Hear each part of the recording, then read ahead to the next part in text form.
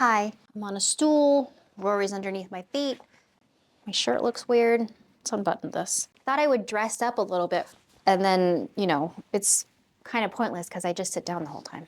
It's New Year's Eve, so I feel safe to say I finished my reading for 2025, and even though I have about an hour left in this audiobook that I'm listening to, A Marriage at Sea, I don't think that that's gonna make its way into my top 10. So I feel good. I feel like we have a good list, and I doubt that anything I have on here will be surprising to anybody who has been following my channel this year. Before we start, I just want to get into my stats a little bit. Let's look at Storygraph because I like those stat models better than Goodreads. It looks like I read 74 books, so I am just shy of the 75, but that's fine. 89% fiction, 11% nonfiction.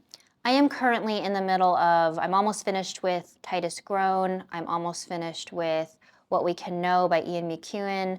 I'm almost finished with The Vanishing Place by Zoe Rankin. And I'm almost finished listening to A Marriage at Sea. So, I mean, if I really wanted to get the right number, I guess I could push myself to finish all of those books, but I don't care. That's not the energy I want to carry into 2026. So I'm just gonna stick with it.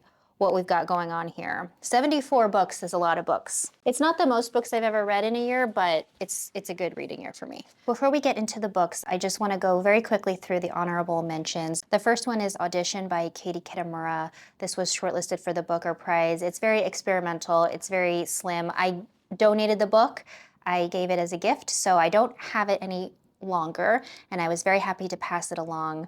But that was my first introduction into Kitamura, and I loved the story. I was really on the edge of my seat, and I wouldn't have expected to be. I feel like it was the most experimental of the nominees for the Booker Prize this year. The next one is The Rachel Incident by Catherine O'Donoghue. I reviewed this one recently. I think it was in my last reading wrap-up. I listened to it on audio and I just loved the story. I loved the narration. It's about two friends who are in their 20s living together in Cork, Ireland. And it's just a beautiful little character study, a little snapshot of life in your 20s when you have this electric friendship and you guys get into all sorts of, shenanigans together, but there's real love between the two of you. You root for each other, you understand each other. I really loved that story. It really just kind of didn't quite break that top 10. And then the last one nope, there's two more. Beware of Pity by Stefan Zweig is the next one. That was also my first Zweig, and although I wasn't the biggest fan of the story from beginning to end, I liked the experience of reading the book, and it made me interested in his other works. I think I reviewed that in my June reading wrap-up. And then the last one is Eleanor Oliphant is Completely Fine by Gail Honeyman. I listened to that one on audio as well, and I don't know what the consensus for that book is, but I loved it. I loved Eleanor. I thought she was prickly in all of the right ways, and I really felt for her. So as a character study, it was, I thought, a really deft portrayal of a woman in crisis, but who doesn't maybe understand that she is in crisis. Those are all of my honorable mentions. I am not going to get into really specific plot with any of the books that I'm going to talk about today.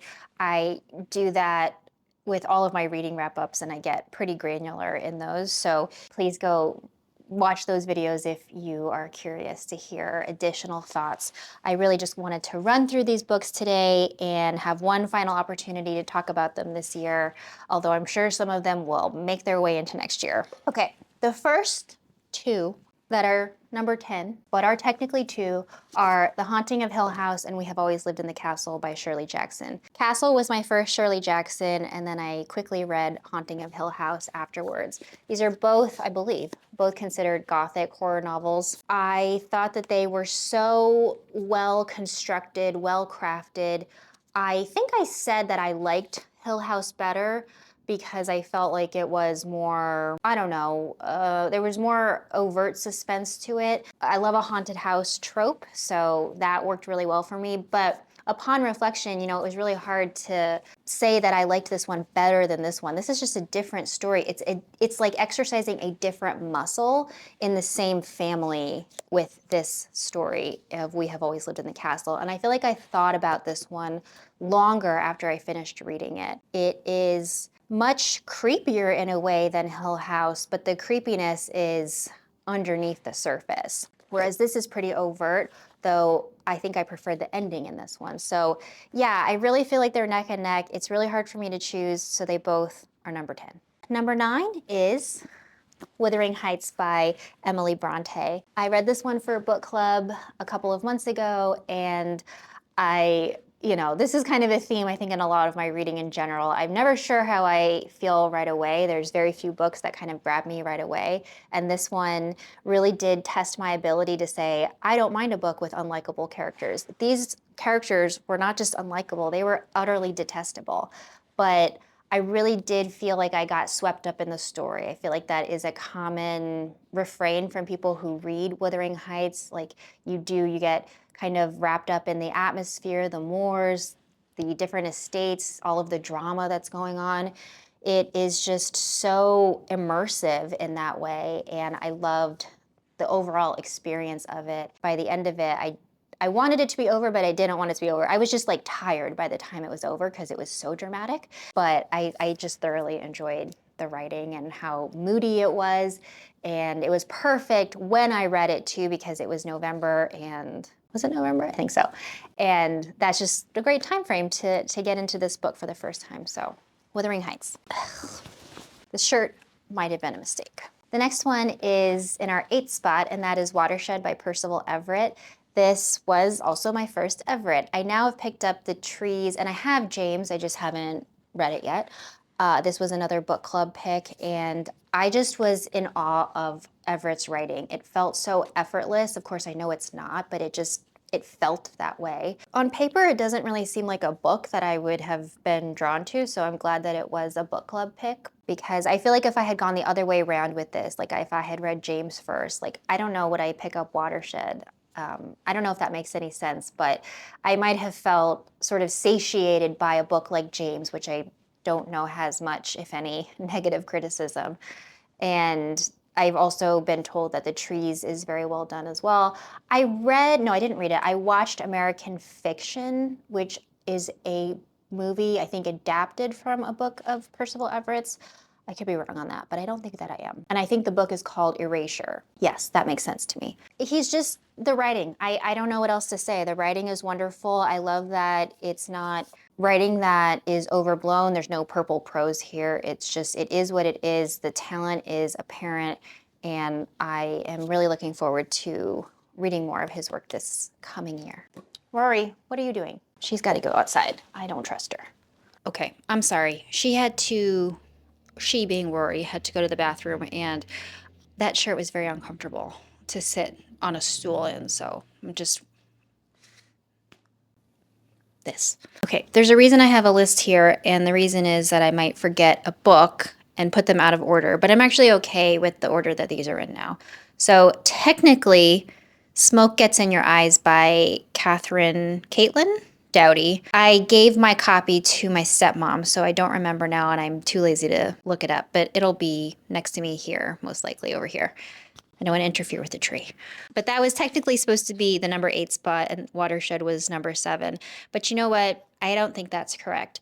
I think Watershed should be 8, and Smoke Gets in Your Eyes should be 7, because I loved that book so much. Smoke Gets in Your Eyes is a nonfiction book, and I need to just look it up because I'm going to keep saying the wrong name. Yes. Okay. Caitlin Doughty. The book is called Smoke Gets in Your Eyes and Other Lessons from the Crematory. It is actually a cheery book. It's really funny. It's just kind of deadpan and dry, so it depends on what your kind of version of humor is.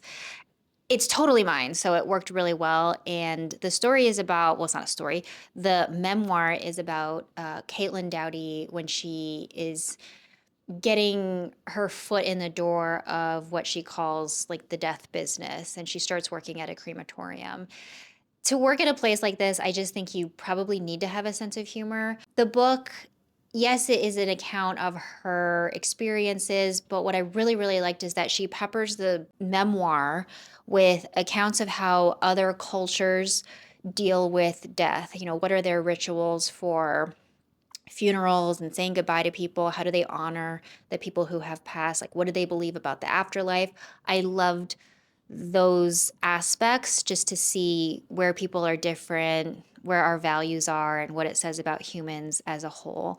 And I thought that Caitlin had some really insightful things to say about the death process, about dying, and our reluctance to engage in that kind of discussion, the fear around it, even though it's a fact of life. So it just was, I felt, a book that everybody should read. And I know she has a few other ones that I would be happy to pick up, but I gave it away because my stepmom actually brought it up to me for some reason. She is 7 pounds of mayhem.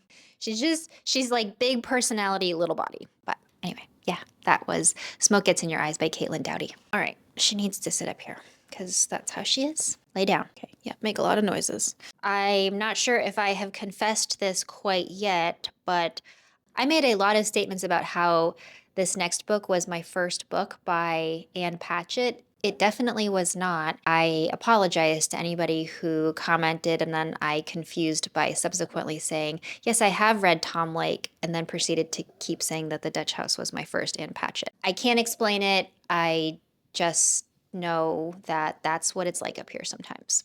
I listened to The Dutch House on audio. This one is, I think, famously narrated by Tom Hanks, and he does an excellent job. I had been having a hard time with audiobooks, and this, I feel like I kind of like rejuvenated, like, yes, I can listen to audiobooks. Yes, I can get into them. I don't need to forego audiobooks. I really enjoy listening to them. So that was very reassuring to me. And ultimately, as much as I credit Tom Hanks's narration, of course, I have to say that the story by Ann Patchett was just, it was so my kind of story. It's about these two siblings, Danny and his sister Maeve. They have grown up in this house that they referred to as the Dutch house. It's kind of a strange, magnificent house, and it has been in their family for a long time, as far as I remember. But after their father dies, his wife, who is not Danny's and Maeve's mother, kicks them out. And it's not as black and white as that might seem. Everything is more complex, but we follow Danny and Maeve throughout their lives as they grow up and, you know, enter their adulthood and their relationship together, and this kind of gravitational pull that the Dutch house and their time at the Dutch house and their memories and everything is really just kind of tied up in that house. So I thought it was beautifully told. I loved the way that Danny saw Maeve. That relationship was really special. And as somebody who, I have two stepbrothers, but it's just a totally different thing. And so a lot of times I still feel like I'm an only child. And so I am sometimes kind of jealous of these sibling relationships where they're really close like that. So this story felt like an insight, and I felt like I was kind of a part of the magic in their relationship. The next one is another booker that I dedicated an entire video to, and it is Flashlight by Susan Choi. I loved this book. I think this was my personal favorite from the Booker long list, and that's not because, you know, I think it was the best written. They're all well written. I don't think any of the books on the long list were poorly written, but this one was just my favorite for the story that was being told, the way that Choi crafted the story, and how propulsive this book was, even though you did not reach that experience until about halfway through. Between Rory, the microphone, and having to hold the book, I'm just gonna have to set them down. Flashlight is it's a generational story about a husband and wife. The husband is Korean, but he is sort of culturally Japanese and also American. So identity is a big part of this book. Then he has his wife who is American, and then their daughter. And there is an incident that happens right at the beginning, at the first pages of the book, where the husband, whose name I'm forgetting right now, but he goes missing. And that becomes the central conflict of the story. And the rest of the story is told through the lenses of how the family started, their sort of origin stories, how they came together, and then how this event affected them afterward. There is something that happens in the middle of the book that would be a spoiler, but it was kind of a twist, and I loved that because when a book is a certain length, then I think it can sort of open itself up to scrutiny for should this have been edited down, and I felt like Choi was aware of that, but it wasn't like it made sense in the book, and I felt like it really did kind of energize me. I was enjoying the story to that point, but that really made me want to finish it. I could not put the book down. And it's not, an all-time favorite. I think I made pronouncements like that, which is not atypical of me. It's not an all-time favorite or anything like that. It can't quite reach that status, but it really, really was quite well done and one of the best reading experiences that I had in 2025. Okay, Flashlight was number 5, so we're now in the top 4. And in the 4th spot, I have The Idiot by Elif Bachman. I need to think of like a less dorky way of doing that. That's like mega dork. Okay. Yeah, The Idiot. Speaking of mega dorks, Celine, who is our main character in The Idiot, I loved her so much. And this one, I also read the follow up, which is called Either Or. So in The Idiot, we are with Celine. I think she is born of Turkish parents, and she is herself American, I believe. But she is starting her freshman year at Harvard, and so it's following her during her freshman year. She's just kind of an odd duck, but in a really endearing, charming way. I love the way that she thinks. I love how she has like no filter, and she just kind of goes about the world. She's just one of these people who is so smart, but kind of smart to the point of being a little bit oblivious. And she's also 18 years old. So we're following her through all of these new experiences where she is starting, college. She meets an older student at college. They have this very strange kind of dynamic and relationship, if you can call it that. I kind of love her lack of self-awareness, and that is what shifts in the second book, which I think is to be understood because, she's getting older and that is probably a part of maturation. So The Idiot is just my introduction into this person and everything that she's thinking, the way she moves around in the world is just so funny to me. And I will definitely reread this book at some point in my life. I adored Bachman's writing. I am very sorry if you can hear Rory snoring. She is just, I don't know how she does it. All right. Number 3 is The Hunter by Tana French. This is the follow-up to The Searcher, which came out 2 or 3 years ago now, and then there is going to be a third installation to complete the trilogy, and that comes out at the end of March 2026.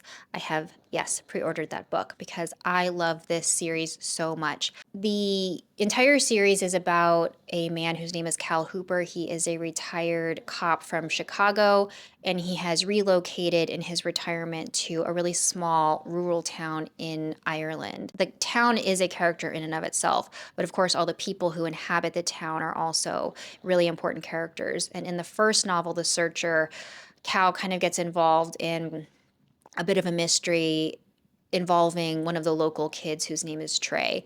And in this one, this is sort of after the events. Well, it's not sort of after the events. It's after the events of the first book. Cal and Trey have developed a really interesting kind of parent-child relationship, but then Trey's actual father comes back to town and causes all kind of chaos. Despite that description, it's actually really a quiet novel. It is a little bit chunky. I loved it. I really spread my reading out, and part of that was for circumstances beyond my control, but at the same time, I'm glad that I was able to spend the time that I did with it because French's writing is just so evocative. I feel like I can picture everything in my mind, and I love the desolate landscape that she is able to depict. There's also a melancholy, I think, to these stories, but not in a depressing way, just in sort of this melancholy of Ireland. I've been to Ireland. It was one of my favorite places I've ever been.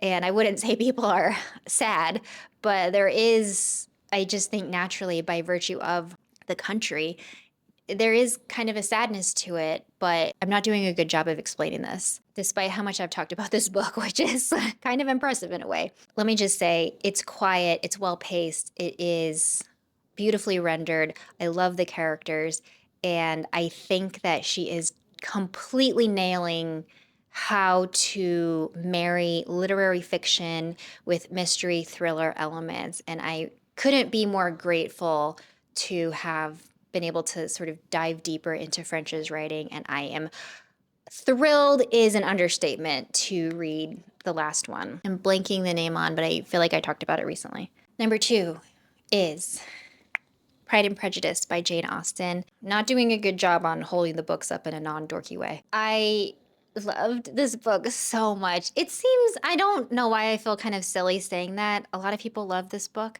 but I can't believe how much I loved it. That was the thing. I have watched the movie. Yes, I've only watched the movie. I have plans to watch the BBC television adaptation, but I am currently in the middle of Wolf Hall right now, and I need to finish that before I move over to Pride and Prejudice. So I will watch it at some point. I still love the Keira Knightley movie. I can't. I think I've mentioned I have an emotional attachment to it. And so I have an emotional attachment to this. But what I loved about this book was, despite some of the things that are going on in this book and some of the points I think Austen is making, it just feels like a happy book. And I love the world, the early 19th century, yes, time period. I kind of love this novel of manners. It just makes me want to like make a tea and write letters on stationery or something. I don't know, but I had such a great time with it. And I finished Persuasion this month in December. I will talk about that in my reading wrap up. And I think I'll probably try to pick up Emma here soon because I liked Persuasion, didn't love Persuasion, but I have a feeling I will really enjoy Emma. And then I guess what's next? Sense and Sensibility, Northanger Abbey. But I loved Pride and Prejudice. It was everything I would have hoped it would be. And that's not easy when you have a classic as like classic with a capital C as Pride and Prejudice to really meet your expectations. So that is also a part of it. And yes, I do have an emotional attachment. This was a story that my mom and I really enjoyed. And I can't help but be a little bit subjective when it comes to reading and those kinds of core memories. I don't think that I put anybody who has been following this channel in any kind of suspense by keeping this book to talk about last as the number one. If you have watched probably even any of my videos, one of my videos, chances are you have heard me talk about Margot's Got Money Troubles by Rufi Thorpe. By all rights, this probably shouldn't be my favorite book, but I am an emotional reader. Yeah, I love writing. I love to talk about themes and symbolism. That's all really fun for me, but at the end of the day, I remember the books that made me feel a certain way, and that one could have not a little to do with the fact of when I read it. I read it really at the beginning of the year, and I was in a very strange place. I don't want to be a bummer, but my mom died very suddenly in December, and that has just, I mean, it's just is a part of life now, and I can't not talk about it. I've tried not to talk about it too much on this channel because when I did at the beginning of the year, it felt too depressing. I mean, I was bummed out watching the footage back. So now I feel like I can talk about it in a more measured way. And reading Margot's Got Money Troubles when I did, it gave me a sense of myself. I loved the character of Margot. I loved the story that Rufi Thorpe told. I feel like Rufi Thorpe captured a lot of the elements that I've talked about individually in all of these other books. It felt very effortless. I'm sure that it wasn't, but that's how it read. I loved the voice, like Seelan's voice in The Idiot. Margot was so hysterical to me. I just really enjoyed spending time with her. It was kind of a happy story, even though there were objectively some really difficult things going on. And I think really the thing that had the biggest impact on me was the fact that Margot was so resilient. She was so young. She's so resilient. Margot is, in the story, we meet her, she is about 19 or 20, and she finds herself pregnant. She's had a, we can say ill-advised affair with her English literature professor. He is married. And so this puts her in an immediate bind. She decides that she does want to keep the child. None of this is a spoiler. I assume that it's all on the book jacket, but I guarantee you it's not a spoiler. This is the impetus for the story that's being told. Because she then realizes she really can't keep going to school, but she needs to have a job that can help support her ability to care for her child.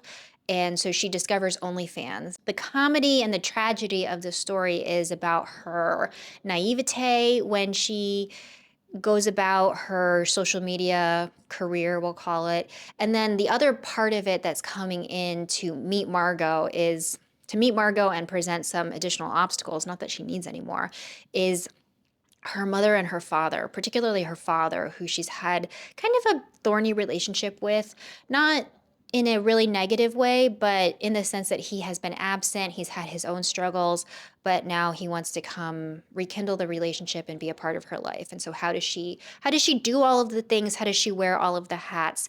The way that she ends up navigating this really challenging part of life when she has like really no experience, no real years or wisdom under her belt, was both authentic in the way that I thought Ruthie Thorpe told that side of things. It's not like Margot was never making mistakes or something. She felt very much like a 20-year-old girl to me. But also that she was so smart, and not in a way that I think people credit intelligence a lot of times.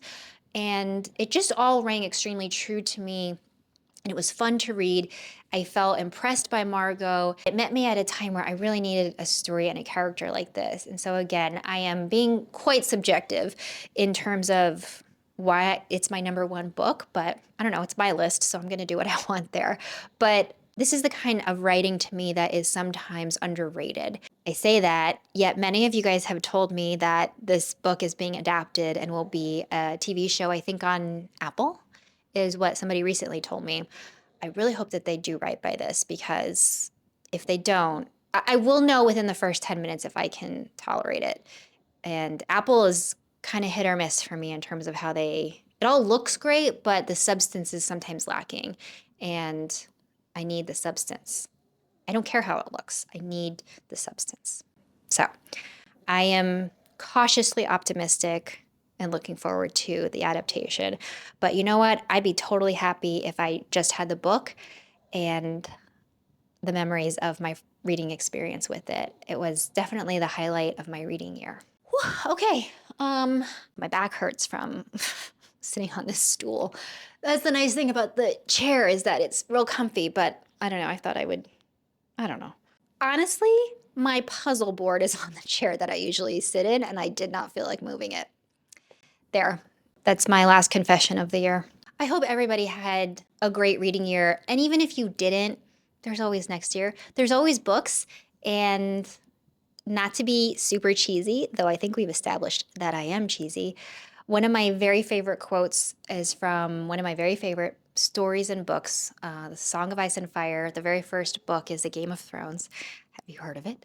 From Old Nan to Bran Stark. She says, "Stories wait, my little lord, and when you come back to them, why, there they are." Oh God. Okay. I do, like, I get even a little bit choked up talking about it because it's so true. It's so true. And I think this year, okay, what is happening to me? All right, chill out.